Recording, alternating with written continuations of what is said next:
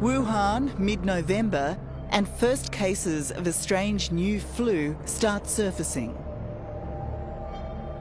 From early December, Chinese authorities say the new virus has arisen from a local live fish and animal market.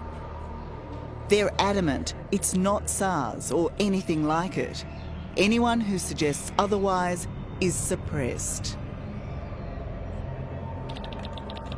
On New Year's Eve, an official announcement.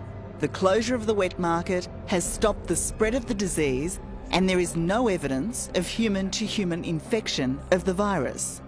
But as you'll see, that was not true. From the very beginning, throughout December, it was spreading, and we now know it was spreading human to human.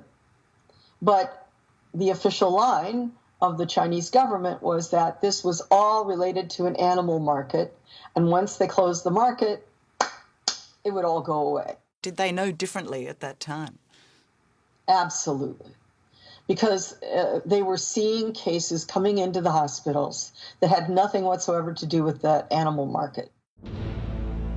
A group of senior doctors at Wuhan Central Hospital was becoming more and more terrified by the cases they were seeing.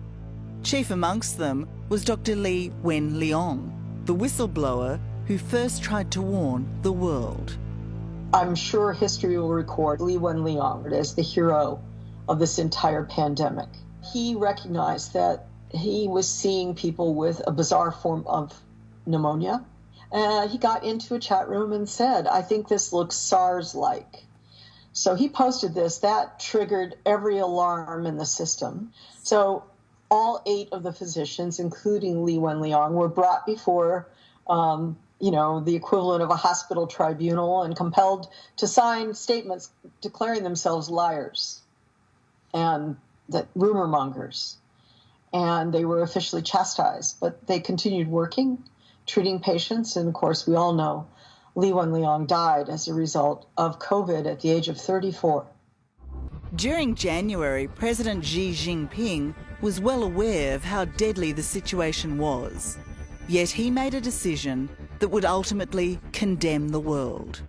He allowed 5 million people to leave the epicentre of the virus, to leave Wuhan without being screened for COVID-19, before he decided to impose a lockdown. By the time they finally do that, we have a catastrophe on our hands. It's already spread to Singapore, to South Korea, to Japan. We're in the beginnings of the pandemic.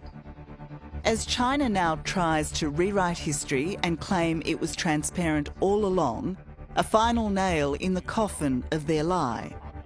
Just 2 weeks ago, the head of emergency at Wuhan Central Hospital, Dr. Ai Fen, also went public, saying authorities had stopped her and her colleagues from warning the world. She has now disappeared, whereabouts unknown.